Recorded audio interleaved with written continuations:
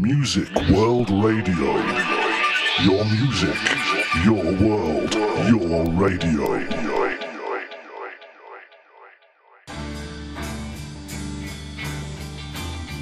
This is a music revolution, and here is DJ Readman, the host of the show, to tell you all about it.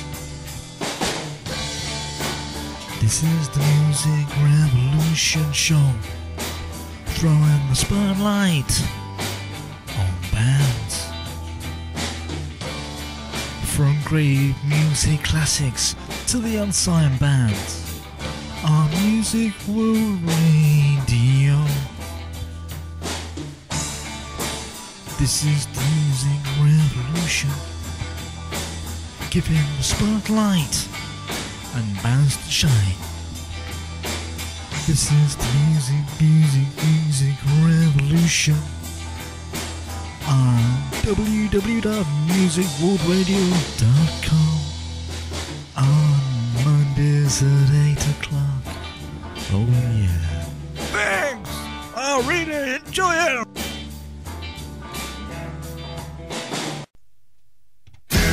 Take a look around you. What do you want to change? Counting up the losses, counting up the gains. So take a look around you. Decision time is here. And though it might be painful, the answer is so near. Soon it will be clear. Take a look around you.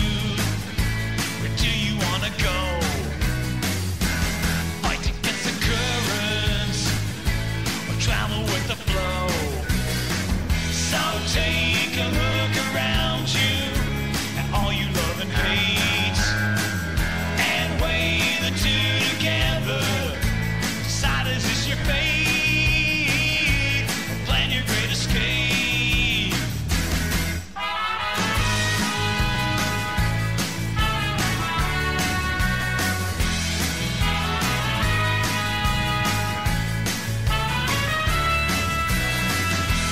Take a look around you and everything in sight.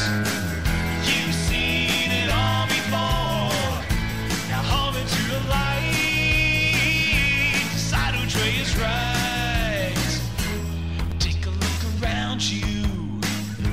When did it all go gray? Not sure what you're thinking. Not sure what to say. So take a look around you. Where will you find your moves? You can't put off the future, but sometimes when you choose, you win as well as lose.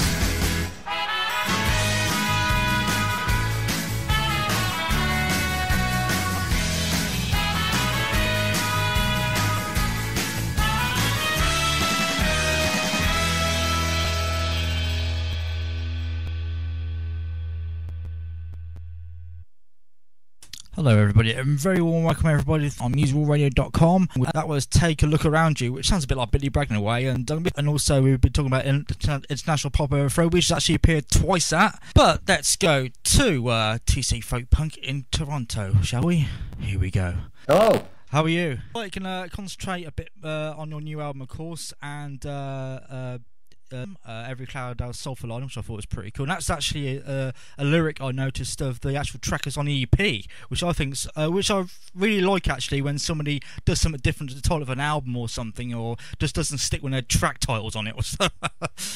Yeah. That was what happened. I had the songs written and I think mostly recorded. Yeah. And then I wondered what should I call it, and then I think I was typing the lyrics out one night on a piece of paper or something, and went, oh, there it is. It just popped up, and it had the whole, like, the typewriter font, and I just looked at it on the paper and went, that's it. Yeah, that's it.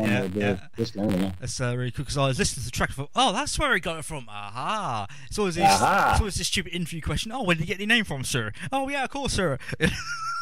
Yes, my parents. Yeah, obviously you want to talk about your more recent stuff of the last 5 years, because your releases are quite spread out. when you started back in 2000, of course, with your first EP, quite spread out of 3 releases. Is there a lot of gigs in between, or is there a reason for the spread of releases, or is it basically because financial or something? It is a lot of gigs in between, and a bit of time required to write songs, and before 2000s when my first digital release happened, but there were a couple of cassette albums back in something called the 90s. If anybody remembers that.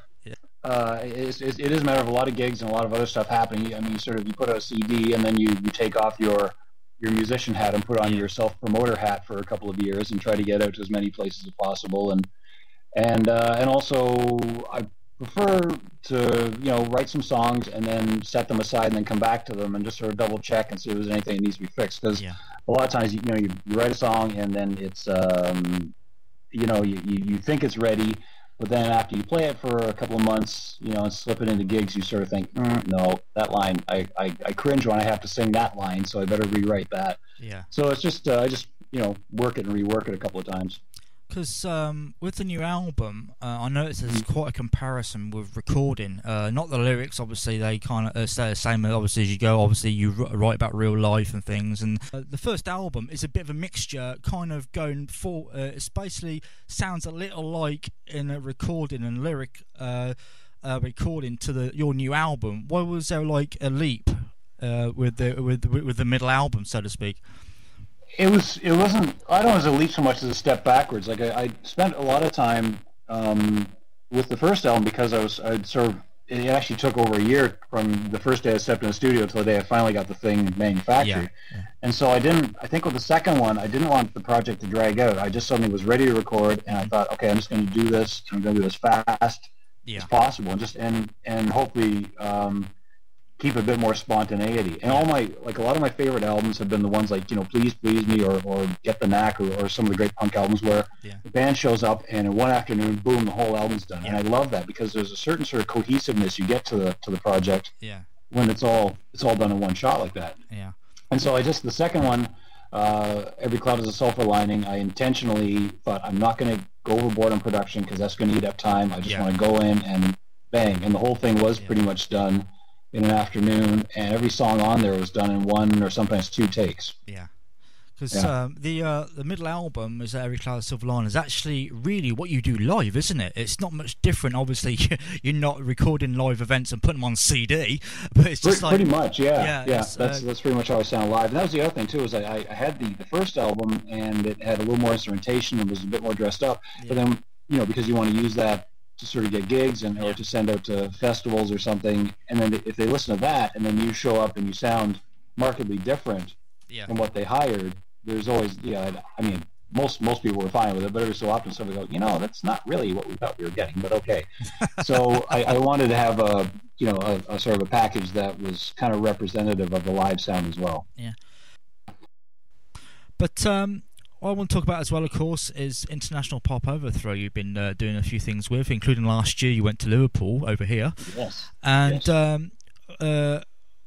in terms of the date when you went, and obviously when you released the album, which was only a couple of months ago, did you have enough material for the new album to play out live there? Or did you get a chance to do that? Oh, sure, The great thing for me about the International Pop Overthrow is they don't tend to give bands 1 hour sets. It's almost like a variety show kind of thing where they give you a little taste of everything. It's like more of a buffet than a sit down meal, So that's a good way of putting it. So you get to hear everybody's strongest 7 or 8 songs, and that's great for the musicians because every band that's worthy of playing there has got probably half a dozen really great songs. So it's like you get all the A-list, the A-team A-list stuff from every band that plays, which is great. I had no trouble filling. I'm used to doing 40-45 minute sets in Toronto all the time. So a 20-minute set at IPO was a cinch. Is it the first time you performed out of Canada? Well, what did you think of it? Oh, it was fantastic. It was the first time I'd actually been in England, and having been my musical tastes tend to be those are kind of an Anglophile anyway. So to actually get off a plane in Manchester, and there was a guy, he took some pictures of me at the festival, a guy named James Lester. Great. If you're in the northwest of England, James Lester, great photographer. Oh, is he? There's a link on my website to him. did you get a reaction straight away, or because obviously sometimes it takes things to warm up, especially if an audience has never seen an artist before. Did you get an instant reaction, or what? It just depends on the track you played, I guess, at the beginning. Yeah, well, I opened She Dates Creeps, which I think is the sort of the party favorite, the one that always, for anybody who's never heard me, I figure this is a pretty safe bet to open with because it's kind of punky and kind of humorous at the same time. Yeah. And right from the first song, I mean, I was so full of adrenaline that I hit the ground running, and threw everything I had into it, and and then the applause came back, and like I say, people were cheering and taking my photo. Well, a couple of people were like going woo and whistling, I should say. And I saw a couple of people sort of raise up their cell phones to take pictures of me and that, and so I thought, okay, this is working. I like them and they like me, and this is going to be a nice little half hour I'm going to spend standing on this stage. That's cool. Yeah, and that's So this is at the end of the album. This is off his self-titled album, which came out in December. Now out with his new album. Of course, the 2 previous albums are out as well. So this is whatever I can sink my teeth into on Music World Radio.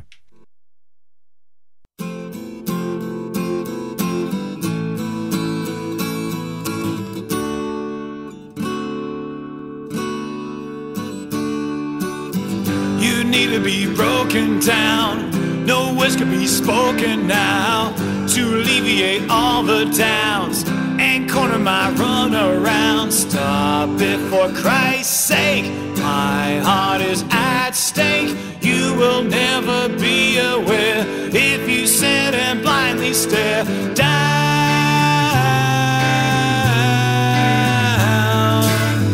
You're perfectly lovable, imperfectly gullible, naively believing in the cynical and the grim. Tie up the loose ends, run to the tight bends. Think for once or twice or thrice, even if they're only spliced thoughts. Whenever I sink my teeth into you, pay no mind. I'm only trying to do you one good turn, in hopes you'll change direction and pick up on my affections. Part of me won't give a damn, the other part's your great fan. The pendulum swings so far, I never know where we are. Pass to the right or wrong, out of spite for all the things that mix you up, even though you might erupt here. Whenever I sink my teeth into you, pay no mind. I'm only trying to do you one good turn, in hopes you'll change direction and pick up on my affections. The real estate of our love is pushing the price above the plane upon which I'd land, to find that it's only sand. I'll strong your rival, leaving you liable to suspect the intricate, simply like an idiot.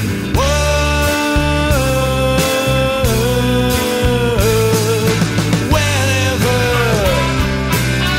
I sink my teeth into you, pay no mind.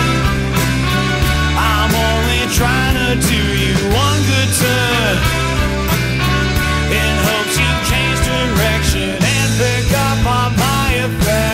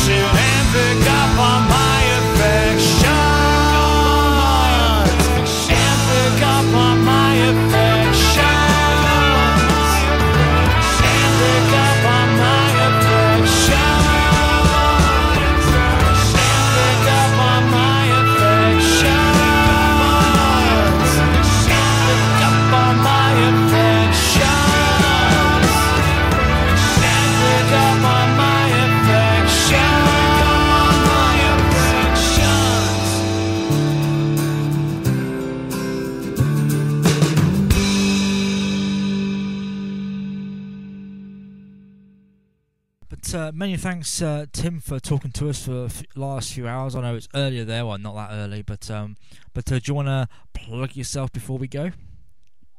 Yeah, I will plug myself. I'll even talk about myself. There you go. Plugging myself leaves extra holes, and I don't have a Band-Aid. I will, yes. This is T.C Folkpunk. I've had a great time talking to DJ Paul. Thanks, everybody, for listening in. Hope you enjoy it. And fingers crossed, we'll be back at IPO in Liverpool again in May. And for any of you folks over there, yourself included, Paul, feel free to stop by. It'd be great to see you. And maybe we'll grab some of that really fresh Guinness together. Oh yes, definitely. And after I've had too many of them, you have to warn me to look both ways before crossing the street. Okay. Yeah. Right. Thanks very much, TC Folkpunk, for talking to us all the way in Toronto, Canada. Thanks a lot, Tim, and I'll speak to you a little bit later. Yes. Bye for now. All right. Bye now. Music World Radio. Your music, your world, your radio.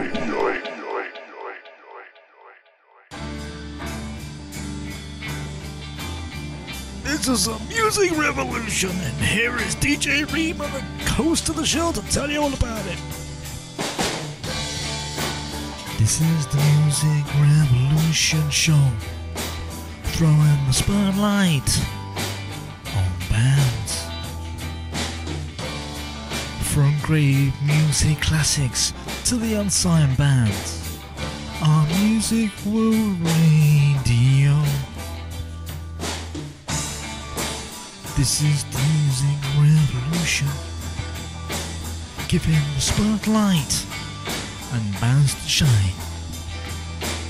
This is the music revolution on www.musicworldradio.com on Mondays at 8 o'clock. Oh yeah. Thanks! I'll read it. Enjoy it!